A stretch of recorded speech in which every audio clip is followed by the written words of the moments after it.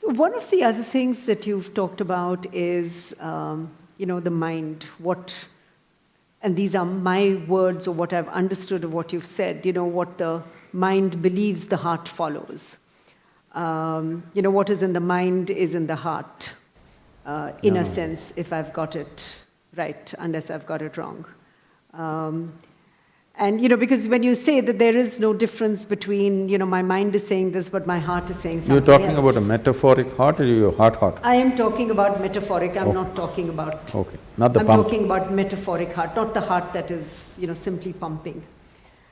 There is something else, which I've read some time back, which says that, you've got to search in your heart with your intellect. So there are all these things which is about the mind and the heart and, how you apply intelligence and perception to create awareness. And I think you've talked about that a little bit. Would you elaborate for us, the concept of intellect, intelligence, perception, and, how we can use that in our everyday lives? So there's a whole lot of enterprise going on in the world by complicating very simple aspects of life, really. If you complicate something with incomprehensible words, and if you have a lot of words to do it, then you will seem profound, because anyway nobody can understand what the hell it is. So searching your heart with your intellect, the thing that you're referring to as your heart is generally the emotional side of you. So you're separating what is thought and what is emotion. Let me ask you a simple question.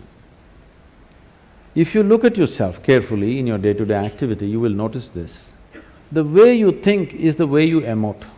Right now, if I think, you are such a wonderful person, I will have sweet emotions towards you. Which I hope you're thinking. This is not a confession. If I think she's horrible, I'll have nasty emotions towards you. Right. I cannot think you're wonderful and have nasty emotions towards you. I cannot think you're horrible and have sweet emotions towards you. It is impractical and it's not possible.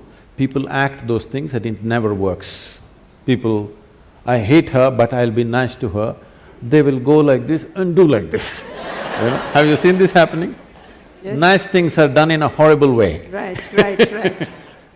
It is happening in families, among friends, whatever. Nice things are done in such a horrible way. If you want to do something horrible, just do something horrible at least. Don't spoil the nice things in a horrible way.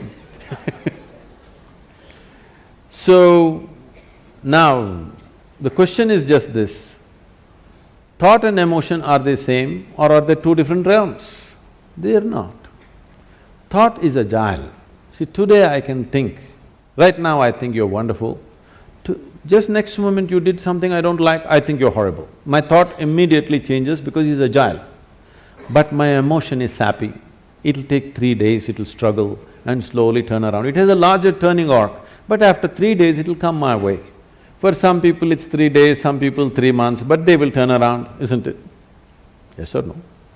The way you think is the way you feel, there is no other way. It is also true the way you feel is the way you think also. It depends which is more dominant in you. In a person, if emotion is forefront, the way they feel is the way they think.